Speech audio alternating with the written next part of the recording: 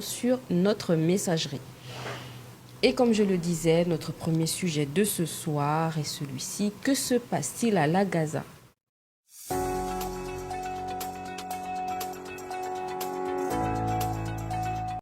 L'agence gabonaise de sécurité alimentaire à Gaza est à nouveau sous les projecteurs, un an après une crise retentissante qui avait entraîné le limogeage de son ancien directeur général. L'agence traverse une nouvelle zone de turbulence. En cause, une descente controversée menée par le directeur général adjoint dans des unités de production d'eau en sachet en dehors de tout cadre légal. Un acte désavoué par le directeur général, Dr Jean-Delors Biyogué, qui dénonce une dérive individuelle et réaffirme sa volonté de professionnaliser l'agence. Il faut surtout s'interroger que révèle cette affaire sur le fonctionnement interne de la Gaza. On en parle tout de suite avec notre invité. On va commencer par le premier, Cyril Lamba. Vous êtes président du syndicat national des personnes ou encore du personnel de l'agriculture. Bonsoir.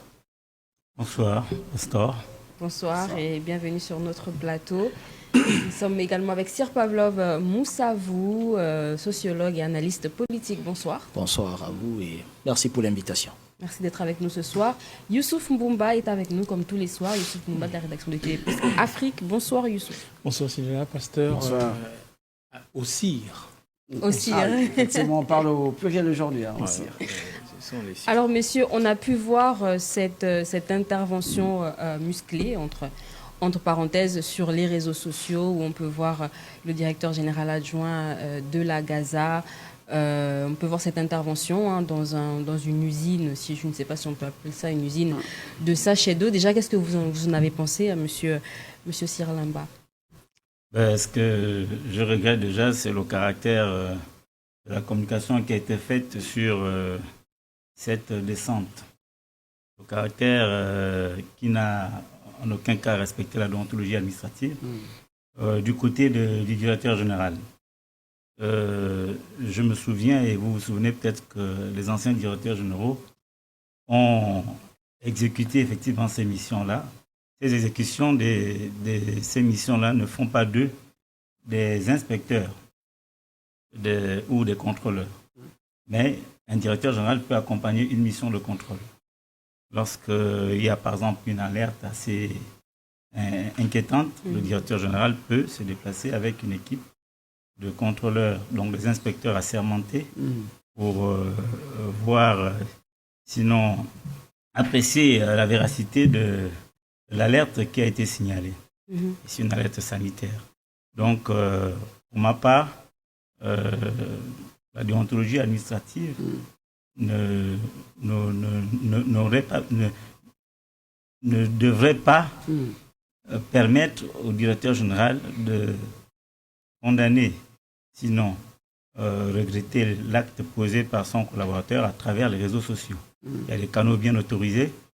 Par exemple, une discussion déjà à savoir les motivations de son directeur général adjoint, que je précise, a été intérimaire. Donc à cet instant, il agissait en qualité de directeur général intérimaire, puisque son directeur général se trouvait à l'étranger, et précisément en France, donc il était intérimaire. Il agit en qualité de directeur général.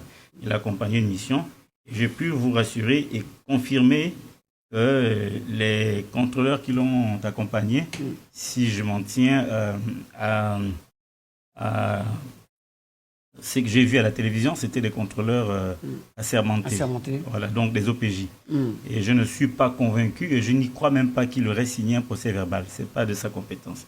Je suis plutôt sûr que ce sont les contrôleurs assermentés qui ont exécuté la mission et qui ont dû signer les procès verbaux. C'est de cela dont il s'agit. C'est les procès verbaux qui font foi de la mission exécutée et non les accompagnements. On peut être accompagné même d'un huissier de justice qui n'est forcément pas contrôleur. On peut être accompagné d'un procureur qui n'est forcément pas, j'ai voulu dire, inspecteur, mais de même qu'on peut être accompagné du directeur général qui n'est forcément pas là à exécuter la mission de contrôle. Donc voilà un peu la nuance, il faut faire la différence. Comment on alors à cette sortie du directeur général? Comment Comment comprendre alors cette sortie du directeur général là, puisque selon lui, c'est une démarche cavalière qui n'obéissait pas, on va parler au passé, qui n'obéissait pas aux règles établies et bien sûr aux réformes. Il a parlé bien sûr de plusieurs décrets et surtout qu'il n'y avait pas de personnes assermentées. Comment comprendre qu'on puisse servir aux Gabonais en tel scénario sur la place publique? Les décrets dont il fait allusion, je pense que vous parlez de la réglementation dont il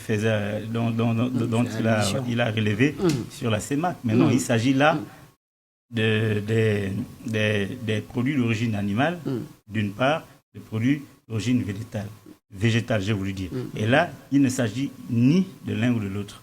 Il était question de la filière eau. Donc, le directeur général s'est intervenu, c'était dans le cadre de la filière eau. Et ça n'a rien à voir avec la réglementation CEMAC en matière de contrôle sanitaire ou alors police. Voilà, ça n'avait rien à voir. Déjà, c'est ça la nuance. Donc, il y a une confusion. Donc, il est à lui de comprendre ce qu'il lit lui-même. Ça n'avait rien à voir. Il s'agissait là de la filière eau. Et puis, je tiens à rappeler que les visites inopinées sont légales. Elles sont légales parce que une visite avisée ou arrangée avec un opérateur économique ne pourrait pas permettre aux inspecteurs de n'est-ce pas, constater les infractions. Tout à fait. Les visites inopinées, elles sont légales. Et il s'agissait là d'une visite inopinée suite à une alerte sanitaire. Soit des riverains, soit de je ne sais pas trop. Ils ont les indiques de toutes les façons. Donc il s'agissait là d'une visite inopinée qui a tout son sens. Et j'insiste en disant qu'il était directeur général par intérim. Et le directeur général qui s'est plaint lui-même a effectué, si vous vous souvenez bien, des missions de ce genre, lui-même. Tout à fait. Il n'est pas le seul. Et c'est normal. Les anciens directeurs généraux ont fait de même. C'est tout à fait normal. Très bien. Alors, Sir Pavlov Moussavou, dans son communiqué, Jean Delors Biyogué, donc directeur général de la Gaza, dit que l'acte posé par le commandant Oscar Salibi Mapangou, donc DGA, n'engage en aucune manière la Gaza. Est-ce que, à votre avis, il s'agit là d'une crise d'autorité ou c'est une simple mise au point Écoutez, à première vue, cela pourrait ressembler à un problème ou du moins à de l'insubordination. Voyez-vous, le docteur Jean Delors Biyogué, donc le DG de l'Agence gabonaise de sécurité alimentaire, ne peut pas aujourd'hui affirmer et convaincre les Gabonais que les actions ou l'action qui a été initiée par son adjoint ne rentre pas dans le cadre de cette agence-là. Il s'agit bel et bien de la Gaza. D'ailleurs, l'opinion a tranché. Pourquoi ? Parce que l'opinion a tranché en faveur de cette action-là ou en faveur du DGA. Pourquoi ? Parce que ce dont les Gabonais ont aujourd'hui besoin, c'est d'un minimum de sécurité dans tous les domaines. Nous sommes depuis des années victimes du phénomène d'insécurité alimentaire. Or, le gendarme qui est censé faire en sorte que nous puissions avoir ce minimum de sécurité en ce qui concerne le domaine alimentaire, c'est la Gaza. Donc, voyez-vous, qu'est-ce qui se passe réellement aujourd'hui à la Gaza ? J'ai beaucoup de respect pour l'actuel DG, parce que je l'ai quand même côtoyé un peu quand même, j'ai envie de dire, mais dans un autre cadre.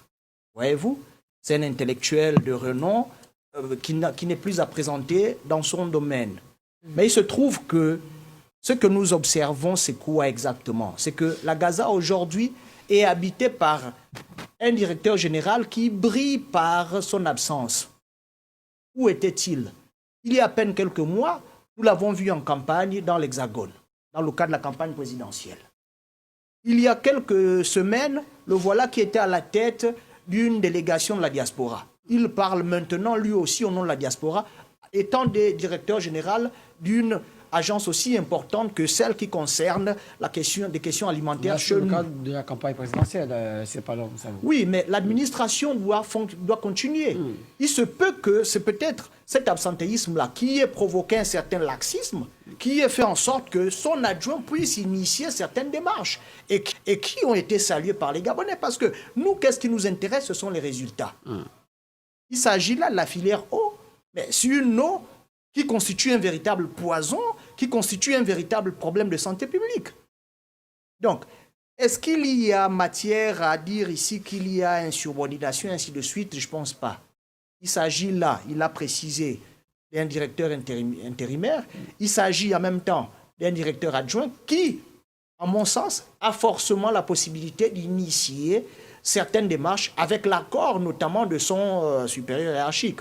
Bon, il n'y a peut-être pas eu cet accord-là, mais c'est ça qui crée peut-être cette incongruité-là. Mais ce que je retiens, c'est que ce dont les Gabonais ont besoin, c'est que les pouvoirs publics, à travers la Gaza, puissent leur assurer un minimum de sécurité alimentaire. Il y a un laisser-aller dans tous les domaines dans ce pays. En ce qui concerne l'alimentation, mais il s'agit là de ce que nous buvons, de ce que nous mangeons. Mais s'il n'y a pas de garde-fou, s'il n'y a pas un gendarme pour réguler, nous sommes livrés à nous-mêmes. Vous vous êtes posé la question de savoir pourquoi il y a une explosion de chiffres en ce qui concerne le diabète, les problèmes de tension, les AVC, ainsi de suite. Mais c'est parce que ces institutions-là, de la Gaza en passant par la DGCC, ne font pas réellement leur travail. Donc, il faut qu'il y ait une culture du résultat. S'il est là pour travailler, qu'il commence à apprécier les efforts qui sont faits qui ont été initiés par les autres. À mon sens, il n'avait pas besoin de venir sur la place publique pour interpeller son adjoint, alors qu'il a bien vu que cette démarche-là a produit des résultats probants et qui ont été salués par l'opinion. Youssouf Mouba Koumba, vous allez réagir juste après la prise de parole de Youssouf Mouba Koumba. Alors, Youssouf, c'est quand même une cacophonie selon certaines personnes. Ta lecture sur cette situation? Bon, je pense que cette affaire révèle purement et simplement que nous commençons très mal cette 5e République. Nous la commençons très mal parce qu'il semblerait que le discours de Brice Oligui-Nguema après sa prise de pouvoir, légalement, et après son investiture, apparemment ne prend pas. Le discours ne prend pas. Il n'y a pas de discipline dans l'administration gabonaise. On est dans une cacophonie pas possible. Nous avons 2 DG qui se font la guerre au milieu de la cour, tels deux, deux coqs ou limite adolescents dans une cour de récréation, au vu aussi de tout le monde. Déjà la vidéo du DGA, on salue l'initiative, clairement, mais on n'est pas très loin de celle réalisée par nos fameux influenceurs ici et là. Est-ce qu'on avait besoin de tout ce show pour démontrer qu'on vient mettre un terme à cela? Je pense que c'est quelque chose de très orchestré. C'est de la communication purement et simplement. Après, comme les Gabonais, on aime bien tout ce qui est sensationnel, eh bien ça prie pendant un temps. Dans notre temps, on a un DG qui semble avoir perdu un peu le contrôle de sa direction et a été un peu pris de vitesse par son DGA et cherche un peu à rafistoler la démarche. Et là, qu'est-ce qu'il fait? Il vient nous jeter ça dans la place publique en disant, voilà, ça y est, je ne suis pas bien d'accord. Je pense qu'on devrait être inquiet concernant le fonctionnement de l'administration gabonaise. Ce sont de mauvais signaux. J'espère que très tôt, des mesures vont être prises parce que ça nous interpelle une fois de plus, sur la qualité du casting par nos autorités. Mais franchement, comment pas voir un DG qui a un peu du mal à bien lire les textes et les normes de mode de fonctionnement? Un DG qui ne sait pas que ce genre de dossier se gère en interne. Car je pense que oui, on peut s'interroger sur la méthode aussi du DGA, qui n'est pas sans soupçon de volonté un peu de faire peut-être un peu de l'ombre à son DG, parce qu'on a quand même un DG qui n'est informé de rien. Est-ce que là aussi, il ne devrait pas, ne serait-ce que d'être informé d'une opération de telle envergure et de sur quoi diffuser, donc médiatiser, ce n'est pas rien. Et on parle et lorsqu'on entend bien le DGA au cours de l'opération, on a le sentiment que c'est vraiment une opération qui compte mener un peu partout. On a vu qu'il était quasiment sur 2 sites. Donc, ce n'est pas quelque chose qui a été improvisé. Pas du tout. Ça a été préparé en amont et ensuite réalisé et communiqué. Donc, il y a quand même toute une grosse démarche autour. C'est quand même curieux que même si le DG se trouve en Sibérie, il ne soit pas informé, ne serait-ce que par un texto, je ne sais pas, mais bon, voilà. Et lui, il découvre ça comme tous les Gabonais sur Internet. Je trouve que ce n'est pas trop correct et ça m'interpelle, moi, sur l'orthodoxie dans notre administration. Il y a vraiment un désordre pas possible, alors qu'on interpelle aujourd'hui, j'écoutais le ministre du transport tonner sur les usagers de la route en disant voilà, il faut respecter les trucs, etc. Et tout le monde le dit un peu partout, chacun dans son ministère. Mais en interne, on a du mal à mettre de l'ordre. Donc Je crains qu'on soit ici en train de découvrir les premières fissures de l'administration Mendine 5e République, qui montre déjà clairement qu'on n'est pas en train d'aller dans la bonne direction. Mais également, cette affaire, à mon avis, est un peu la brume qui cache le ravin. C'est-à-dire, franchement, les sachets d'eau, je suis d'accord, on consomme quelque chose de très dangereux, mais on attend la Gaza sur des dossiers beaucoup plus importants. Chaos total de la Gaza sur le dossier de Faubert-Gamon, incapable de pouvoir rebondir, incapable de pouvoir démontrer que cette agence avait raison, du moins la Gaza a été incapable de montrer que nous avions raison. Eh bien, elle s'est bien tue, elle a baissé la tête, elle est passée à côté. Et là, elle vient bomber le torse avec des messieurs, je suis d'accord, qui vendent des sachets d'eau. Écoutez, lorsque vous faites la balance entre les sachets d'eau et un costaud comme Faubert, c'est plus facile de montrer qu'on est efficace avec les sachets d'eau. En rapport à de la question de la qualité du laboratoire de la Gaza, est-ce aux normes ou pas? Je pense que c'est sur ces questions de fond qu'on attend la Gaza, parce que franchement, je ne crois pas que parce qu'on a mis de côté quelques sachets d'eau... J'ai l'impression que nous sommes dans une guerre de positionnement. Clairement, en fait, on assiste à deux choses. À l'incompétence de la Gaza, mais totale incompétence, sur les vrais problèmes qui concernent les Gabonais en termes de qualité, de sécurité alimentaire, mais totale incompétence, mais également à une guerre interne et qui fait un peu le buzz ici et là, et au su des plus hautes autorités qui n'interviennent pas. Et j'espère qu'il y aura une intervention, mettre fin à cette récréation. Parce que les Gabonais n'ont pas besoin de ça. Les Gabonais ont besoin de savoir est-ce que les Nike qui continuent à manger, que la Gaza permet qu'on continue à manger. Les Nike, pour ceux qui nous suivent peut-être à l'étranger, ce sont ces grillades que l'on voit un peu partout dans tous les coins de rue. Mais réalisées de manière... La Gaza ne réagit pas. Très hygiénique. On avait pire en termes de qualité hygiénique dans ce que nous consommons par rapport à ce qui nous a été montré par la Gaza. Donc je veux dire, c'est plus le consommateur final qui est un peu enfumé dans tout ça, qu'on emmène dans une guerre de coq qui, franchement, ne va pas changer grand-chose à la qualité de l'alimentation que consomment les Gabonais. Très bien. Je pense qu'il y a une confusion déjà. Vous savez, lorsque le ministre, par exemple, des Travaux publics, ou le ministre de l'Éducation nationale, ou le chef de l'État lui-même d'ailleurs, va sur le terrain pour visiter l'effectivité des travaux, c'est pas tant, j'entends les Gabonais dire que c'est pas son rôle, mais il peut aussi agir parce qu'il est comptable à la fin. Donc, ce n'est pas interdit qu'un directeur général... Non, on parle des motivations. Voilà. Qu'est-ce qui a motivé, à votre avis? Franchement, vous pensez que c'est deux petits sites où on... J'en arrive, si vous voulez, M. Youssouf. Vous venez également au sérieux. Ce n'est pas interdit à un directeur général, effectivement, d'aller sur le terrain pour vérifier l'effectivité de la régularité des activités des opérateurs économiques qui excellent dans le domaine. Ce n'est pas interdit, c'est normal. Il peut accompagner une mission. Mais ce que je voudrais vous dire... Comme à Faubert, ce serait intéressant qu'il aille dans une entreprise. Ce que je voudrais vous dire, M. Youssouf, c'est que le problème de fond, il est ailleurs. Et je vais vous surprendre. La Gaza n'exécute plus les missions pour lesquelles l'État a formé, l'a créé. Vous comprenez? Aujourd'hui, à la Gaza, ce qui se passe... c'est une question d'intérêt. C'est un problème d'intérêt. Et là, je vais aller plus loin pour vous faire comprendre en profondeur ce qui se passe. Parce que c'est pertinent et c'est aberrant. La Gaza aujourd'hui fait dans le racket, fait dans la fraude administrative. Elle n'exécute plus ses missions de contrôle. Vous comprenez? Et à la Gaza, il y a quand même, comme partout au monde, parler de certains agents, vous ne pouvez pas parler de la Gaza en tant qu'entité. Je parle de la Gaza parce que c'est la majorité, donc on tient compte de la majorité.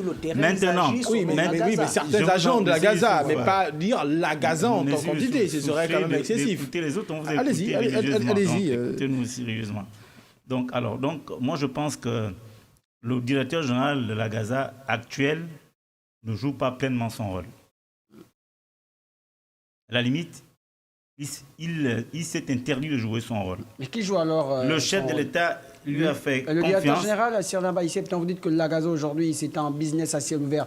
Est-ce à dire que chacun essaie de se positionner pour profiter le plus? Je ne pense pas. Je parle de la tête. Justement. Et je vais argumenter. Allez-y. Le chef de l'État fait confiance à un homme.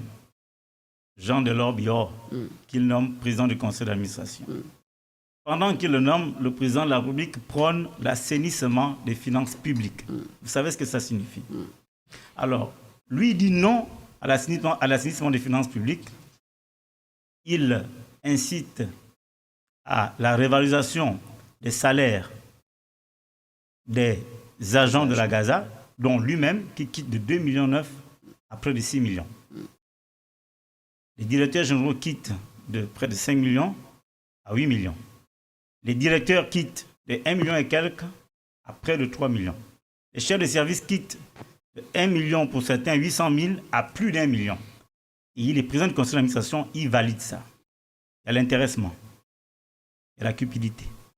Pendant que le chef de l'État prône l'assainissement des finances publiques, lui vient dire non, moi je viens pour augmenter les charges de l'État. Ah, vous êtes comptable? Première, oui, je suis comptable et je mesure ce que je dis. Il sait ce que je dis, c'est la vérité. Première action, ça veut dire que plutôt que de se concentrer sur les missions réelles, celui d'assurer la sécurité sanitaire des aliments, parce qu'il y a une nuance. Hein. La sécurité alimentaire, ce n'est pas la sécurité sanitaire des aliments. La sécurité alimentaire, c'est un concept qui consiste à atteindre l'autosuffisance alimentaire. Mais la sécurité sanitaire des aliments, c'est assurer la santé alimentaire des Gabonais. Vous comprenez? L'objectif, en fait, le premier acte fort qu'il aurait posé lorsqu'il était président du conseil d'administration, c'était normalement de réorganiser l'agence dans ses missions régaliennes. Mais lui, ce qu'il a pensé à faire, c'est d'augmenter les salaires. Première trahison auprès du chef de l'État. La deuxième, pour vous prouver que les missions réelles, ne sont pas axées sur la sécurité sanitaire des aliments. Donc la sécurité sanitaire des populations. Elles sont ailleurs, donc c'est intéressant. La deuxième chose qu'il fait, pendant qu'il est maintenant président du conseil d'administration, il délocalise son bureau, donc son cabinet, pour aller louer un étage qui fait le triple de ce qu'il aurait dû payer si on pouvait diviser aux résidences Floria, tout un étage. Là encore, c'est l'augmentation des charges. L'augmentation des charges. Ce n'est pas fini. Il passe directeur général. Le président, pendant la campagne et après la campagne, insiste sur l'assainissement des finances publiques. Qu'est-ce qu'il fait? Après l'augmentation des salaires, après avoir loué un étage aux résidences Floria qui faisait pratiquement le triple de son bureau, il vient recruter près de 50. C'est mieux pour les agents sur le terrain. Et je vais vous présenter, vous comprenez le fond. Allez-y. Les principes et les objectifs de l'homme qui dirige la Gaza. Le président insiste sur l'assainissement des finances publiques. Vous l'avez vu récemment encore, à travers son ministre de l'économie, qui a suspendu les baux administratifs. Lui, ce qu'il fait avant ça, pendant la campagne, il recrute 50 pour lutter contre le chômage. Agents contractuels, soi-disant pour lutter contre le chômage. Et bien sûr. Et tenez-vous bien, nous avons près de 800 agents formés, assermentés au ministère de l'Agriculture. Et je vous rappelle que l'Agence gabonaise de sécurité alimentaire est un établissement public. Sous tutelle technique, à caractère technique et scientifique, sous tutelle technique du ministre de l'Agriculture. En termes d'agents, il y a une mixité au niveau des agents. Non, la mixité, la priorité, elle a deux types d'agents. Effectivement, il y a des agents fonctionnaires et des préposés. Exactement. Mais la priorité, étant donné que c'est un établissement public, la priorité, c'est d'abord les fonctionnaires, donc les agents publics, formés par l'État pour ces compétences-là. Et pour la plupart encore, Dieu merci, assermentés. Vous comprenez? Nous avons expliqué ça, mon collègue et moi ici, le président du CITRAC, Tola Rotonda. Nous avons eu un débat ici avec vous. Nous avons expliqué. Comment peut-on comprendre, s'il vous plaît, qu'une agence, un établissement public, sous tutelle du ministère de l'Agriculture, s'arrange à recruter la main-d'œuvre extérieure? Donc, aujourd'hui, les fonctionnaires sont seulement représentés à 30% dans cette agence et 70% les contrôleurs, les contractuels. C'est fait à dessein. Pourquoi? Le contractuel est redevable.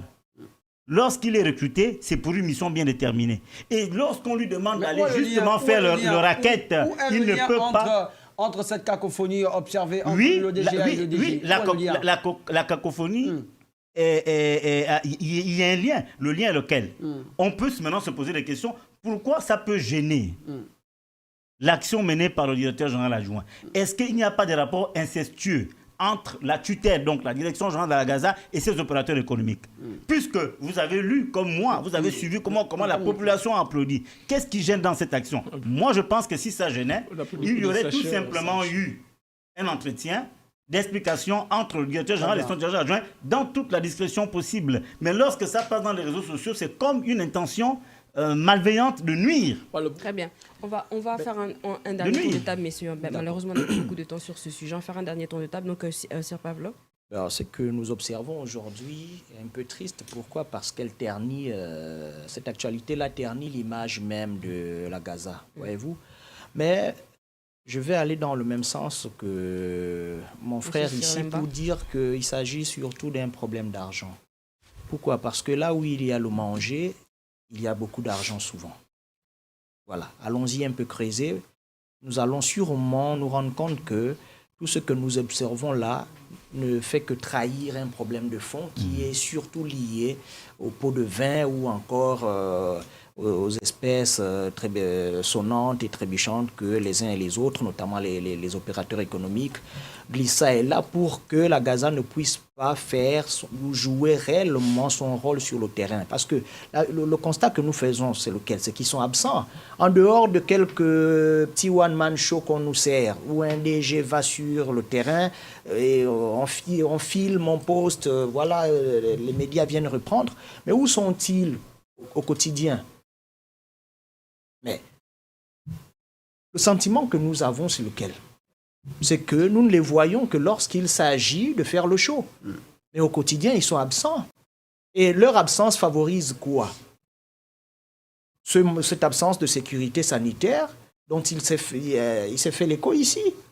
Leur absence fait que toutes les pratiques qui vont dans le sens de faire en sorte que les Gabonais puissent davantage subir tout ce qui est en rapport avec la malnutrition, ainsi de suite, l'insécurité sanitaire des aliments, puissent prospérer. Donc, on parle, je le dis souvent ici, c'est la transition qui est terminée, mais la restauration doit se poursuivre. Restaurer, c'est quoi? C'est réformer de fond en comble certaines administrations, certaines agences comme celle-là. Mais une des solutions, d'ailleurs, pourquoi ne pas la dissoudre, par exemple, et faire en sorte que ces agents-là puissent repartir au ministère de l'Agriculture. Pourquoi? Parce que n'oublions pas le contexte dans lequel ces agences-là ont été créées. C'était dans le but de décapiter quasiment certains ministères. Exactement. Donc, c'est des agences qui, par le passé, ne rendaient compte qu'à la présidence. Il va falloir réformer, faire en sorte que les uns et les autres puissent réellement savoir. Nous ne voulons plus des ministères coquilles vides. Il faut que ces agences-là, une agence comme la Gaza, puisse, à mon sens, être dissoute et que tous ceux qui s'y trouvent, je ne vais pas inviter les autorités à envoyer tout le monde au chômage ici, non, ce n'est pas ça l'idée. Mais faire en sorte que tous ceux qui y travaillent, qui ont des compétences, qui, il a d'ailleurs signifié ici, sont pour la plupart des fonctionnaires du ministère de l'Agriculture, puissent se repartir dans leur administration d'origine. Voilà. Oui, et je vais aller quasiment dans le même sens de Sir Pavlov. Je pense que la Gaza ressemble de plus en plus à un organe bouffe-cadeau qui ne sert pas à grand-chose au Gabon et aux Gabonais plus particulièrement. On a vu les limites de cet organe lorsqu'il s'agit de toucher aux gros morceaux, son incapacité à aller au bout de certains dossiers, que ce soit en rapport avec les boulangeries. On sait combien de fois c'est un milieu très sensible, parce que si on commence à vraiment faire le gros contrôle autour de ces boulangeries qui alimentent le Grand Libreville, par exemple, on sait qu'on risque de fermer beaucoup. Et si on ferme beaucoup, la tension sociale peut monter, parce que le prix peut augmenter, etc., etc. Incapacité de faire face à certaines grosses structures de la grande distribution, où on sait aussi que là-bas, c'est pas tout sain. Donc, il y a un organe qui a déjà montré ses limites depuis de longues années. Je pense clairement que dans la 5e République, je suis un peu inquiet concernant le discours de Brice Cotero-Liguema qui semble ne pas prendre quelques jours après son investiture, mais j'espère qu'il va se redresser. Je pense à la tutelle, qu'elle va pouvoir se redresser. Le ministre de ce département puisse lui également prendre ses responsabilités. Je crois que ces deux messieurs doivent respecter les Gabonais. Hein. Je ne crois pas, à mon avis, que aller arrêter et vendre ça comme étant un exploit. 2-3 personnes qui vendent des sachets, lorsqu'on sait qu'ils sont quand même des dizaines, j'ai envie de dire parfois des centaines, à le faire dans le Grand Libreville. C'est pas dans 2 sites que tu as réglé le problème. Pas. Et on sait tous l'incapacité du laboratoire de la Gaza de nous apporter des résultats probants. Parce que ça aurait été plus malin de revenir avec des résultats de laboratoire en disant voici ce que nous avons trouvé comme éléments dans ces eaux-là. Parce que déjà, l'eau que nous consommons de la SEG, rassurez-vous, beaucoup prient avant de consommer l'eau de la SEG. C'est une prière que tu fais. Après, tu dis, bon, Seigneur, aide-moi, que je ne meure pas à cause de quoi que ce soit. Et là, la Gaza ne réagit pas. Donc, je pense qu'on est un peu au milieu de ce fourre-tout-là. Et je suis inquiet, en même temps, de la qualité des cadres qu'on met au sommet de notre administration. Je suis inquiet de leur qualité, du casting qui est fait par les nouvelles autorités. Vivement que cette fois-ci, la main des militaires arrête de trembler. Bien que ce n'est pas forcément des militaires, ils sont convertis. Monsieur Youssouf, allez un peu regarder les conditions de recrutement au niveau de la Gaza. Vous vous souvenez le conflit qui a, bon, pas le conflit, le contentieux qu'il y a eu entre la Gaza et Faubert. Oui. L'inspecteur que vous avez vu est un plombier de formation. Plombier de formation. Accompagné par une équipe assermentée, normalement. Non, mais c'est lui qui conduit la mission. Non, il est chef des missions. Excusez-moi. Pour être normalement, les missions de police dans un état de droit organisé ne peuvent être exécutées par un fonctionnaire assermenté. Mais des assermentés ont ce sont les missions de police. Oui, non, mais lui n'est pas fonctionnaire de 1, il est plombier. Donc, il n'a pas le profil adapté à ce genre de mission. Et je vous dis qu'à la Gaza, il y en a plein comme ça. Pourquoi? Parce qu'on a politisé une administration aussi sensible. Je vous dis, les missions. Vitale même. Et je vous ai dit, mais oui, je vous ai dit que c'est un établissement public à caractère technique et scientifique. Vous comprenez? Oui. Donc, voilà, on s'amuse avec la santé des Gabonais parce qu'on veut faire de la place à des parents du village, à des camarades de parti, à des amis d'association. Et peut-être à des copains et copines. Grâce au casting de la tutelle. Vous négligez. Grâce au casting du bord de mer. C'est le bord de mer qui a mis ces messieurs-là. Vous le prenez comme ça. C'est bien beau. Vous le prenez au premier degré. Je vous assure que nous qui sommes... C'est le bord de mer qui fait les choix. La gravité. Monsieur Youssouf, nous qui sommes du domaine, je vous assure que notre santé est menacée de plus en plus. Elle n'a jamais été. Je vous assure. Mais qui met les plombiers à la Gaza? Je parle de nous les Gabonais. Qui accepte qu'on ait les plombiers à la Gaza? Ce sont les responsables qu'on nomme là-bas. Je vous rejoins. Les responsables qu'on nomme là-bas. Moi, je pense qu'à la Gaza aujourd'hui, le problème, c'est l'intéressement. Les gens sont intéressés. C'est la cupidité qui, aujourd'hui, détourne les objectifs des gens qui sont à la Gaza aujourd'hui. Et je vous assure que tous ceux qui font le désordre à la Gaza aujourd'hui, c'est les contractuels qu'on a recrutés dans les quartiers, dans les villages et dans les familles. C'est la vérité que je vous dis. C'est le nid des copains et coquins. Mais bien sûr, c'est la vérité que je vous dis. C'est eux qui sont à l'origine de ce désordre-là. À la Gaza, il faut retenir qu'en ce moment, c'est le racket, vous comprenez, le trafic d'influence et les fraudes administratives. Les gens s'enrichissent. Allez voir le train de vie de ces agents contractuels et vous allez comprendre, M. Youssouf. Vous qui peinez à nourrir votre famille en faisant le travail que vous faites aujourd'hui, eux, ils sont assis, les opérateurs économiques envoient de l'argent dans Airtel Money par mois parce qu'ils ne doivent pas se déplacer, parce qu'il y a des contrats et des rapports incestueux entre les opérateurs économiques et eux. Ils ne font plus de contrôle. Mais comment vous même dans les grandes expliquez surfaces. Les nouvelles autorités qui sont quand même très renseignées n'ont jamais pu dénicher toute cette affaire? Je pense que le président de la République, j'imagine que après son serment, il prendra ses responsabilités parce qu'il s'agit d'une menace importante. La santé publique des Gabonais, des populations gabonaises, la santé publique gabonaise est menacée. Et ce qui est pire et incompréhensible même dans les coins les plus reculés, même les plus idiots ne peuvent pas le comprendre, c'est qu'il y a des techniciens formés par l'État gabonais, payés par l'État gabonais, des fonctionnaires qui ne sont pas utilisés. On va recruter des gens dans les villages pour venir faire le désordre que vous êtes en train de voir et menacer la santé publique des Gabonais. Très bien. Merci beaucoup, messieurs, pour vos différentes interventions sur ce sujet. Chers téléspectateurs, restez avec nous. On va se retrouver